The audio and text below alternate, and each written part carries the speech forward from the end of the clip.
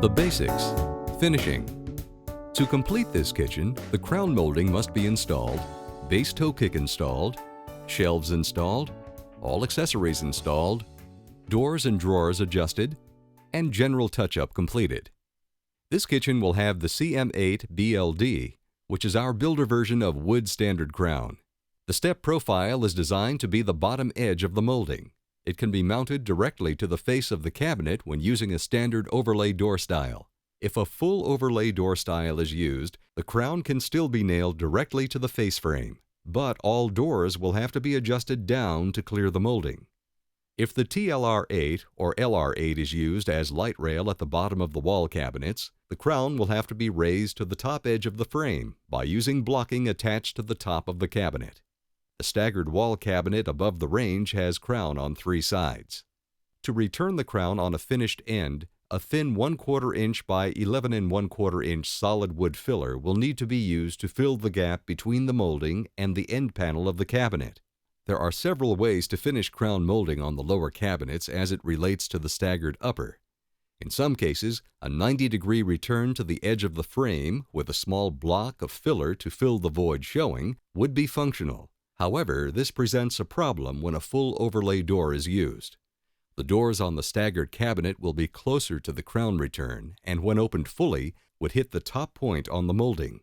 An alternative design feature is to use a deeper cabinet for the staggered unit. As in this scenario, the molding on the lower units can simply die into the sides of the higher cabinet.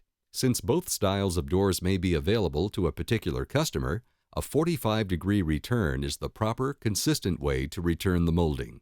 To determine where to end the molding, the small return must be cut first. Cut a small piece with a 45-degree cut and a 22 1/2-degree cut that finish to a point at the bottom. Hold this piece up to the cabinet so that the top, leading edge on the CM8 just reaches the edge of the frame on the higher cabinet.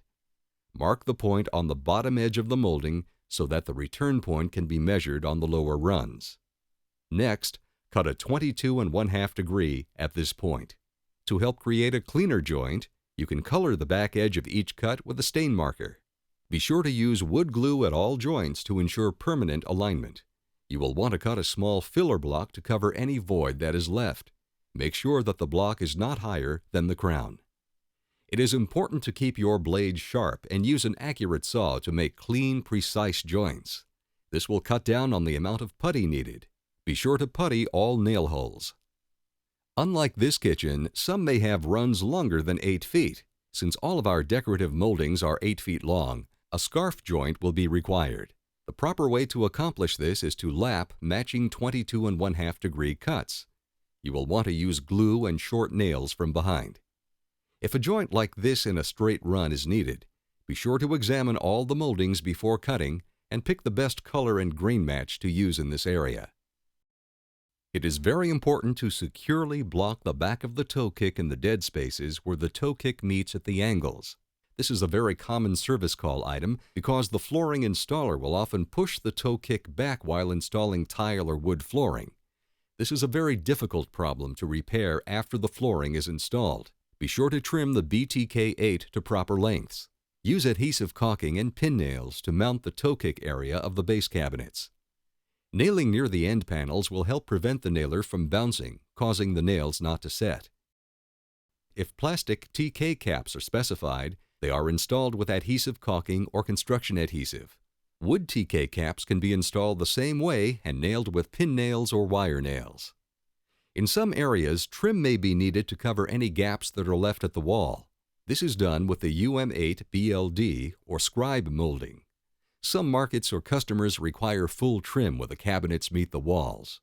Be sure to know the local Timberlake requirements. Some of the often used accessories that need to be put in by the installer are the WBU15, wastebasket units, SSKs, slide-out shelves, and TO trays, which are tilt sponge trays for the sink area. The wastebasket unit is a simple installation. It can be installed in any base 15 or larger, excluding the base 27. Contrary to popular belief, the WBU15 and the BR2B15 base recycler unit will not fit underneath the kitchen sink. To install this unit, Simply place the unit on the floor of the cabinet in the location desired and pre-drill the floor through the mounting brackets and install the Phillips head screws provided. Installing an SSK or slide-out shelf kit is also a simple procedure. The layout should provide the locations for these units, including the desired height. The SSK can be installed in the bottom or center location in any base cabinet except for the TB9, which will not work under the sink. Attach the channel at the rear by snapping the plastic channel bracket into the pre-drilled holes in the back of the cabinet. Attach the channels using the small screws provided at the pre-drilled holes in the face frame. Then roll the SSK into the channels and adjust left to right accordingly. To install tilt-out trays at the sink area, the dummy drawer front, or DDF, must be removed. This is achieved by pulling on the DDF to release the plastic mounting clips. The hinges for the tilt-out trays are mounted at the bottom of the opening for the DDF. Simply hold the DDF in place and install screws through the hinges from behind. Please note that this procedure is much simpler before the kitchen sink is installed. Hardware installation is also the responsibility of the installer. The majority of Timberlake hardware available are knobs with a single screw or 3-inch pulls that have 2 screws. To install a knob on a door, a 3/16 inch hole will need to be drilled. The hole needs to be centered left to right in the vertical rail and be even with the inside edge of the top or bottom rail of the door. If a pull is selected, this is the same location for the hole needed for the top hole in a base door or the bottom hole on an upper door. The screw head should be countersunk, or a tulip head screw can be used on the back of full overlay doors so that when the door is shut, the screw head will not dent the face frame. Again, drawer hardware requires finding the center of the drawer. Be sure when using a pencil to make any marks lightly. Too much pressure and the pencil lead can leave a depression in the surface of the wood. Use the center mark to locate the necessary hole for the specific hardware. Then, the 3/16 inch holes are drilled, the hardware installed with supplied screws, and any visible pencil mark erased. Clean it up.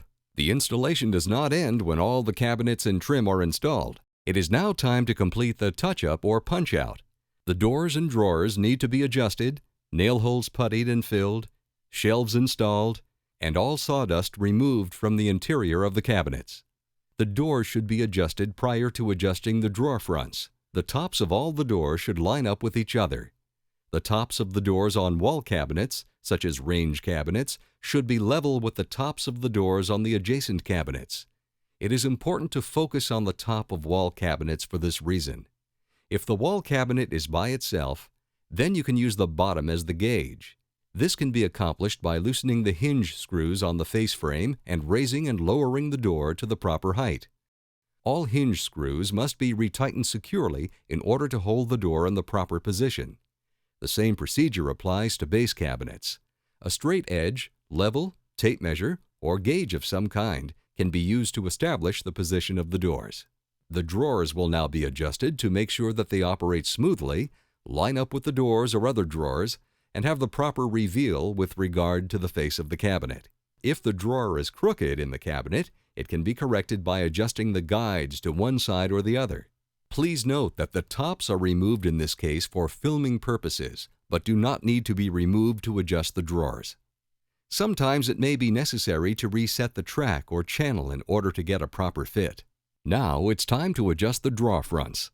This is accomplished by loosening the screws on the inside of the drawer box. It is important that all drawer fronts be adjusted prior to drilling for hardware. There are either 4 or 6 screws that need to be loosened depending on the size of the drawer front. The drawer front can now be positioned to line up with adjacent doors or drawers. Remember to securely tighten all screws that were loosened earlier.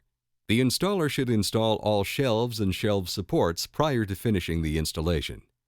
The adjustable shelves in some wall cabinets will have center supports that must be installed to help support the center of the shelf. This prevents the shelf from bowing under the weight of the contents. The center support is a regular shelf pin in the front and a screw-type support in the back of the cabinet. Both must be installed. It is important to install the center support when provided. There is also a center provided in blind base cabinets. This must be installed as well. Touch-up or punch-out is one of the most critical aspects of the job. An incomplete touch-up or punch-out can make a great installation look poorly done. It is important to fill all nail holes regardless of how small. The excess putty must be removed and left flush with the surface. In some markets, a touch-up kit may be supplied for the homeowner's use. This is not to be used by the installer, but should be left for the homeowner's use. Timberlake will supply the installers with touch-up kits as needed. The kit consists of a touch-up crayon, touch-up pen or stain pen, and door bumpers. The stain pen is used to replace the color on a cabinet that has been scuffed or nicked to a point that the stain color has been removed. The stain pen will appear dark when first applied. It is important to wipe off the stain pen to prevent creating a darker spot on the cabinet. This may take a couple of attempts to reach the desired color. Notice the white line on the edge of this dishwasher return and how it is fixed with stain pen and a rag. At the end of the day, all Timberlake installers are required to communicate the job status to the BSR. This is the opportunity to relay any job deficiencies that were not able to be addressed during the installation. It is also time to confirm the ability to do the next day's job.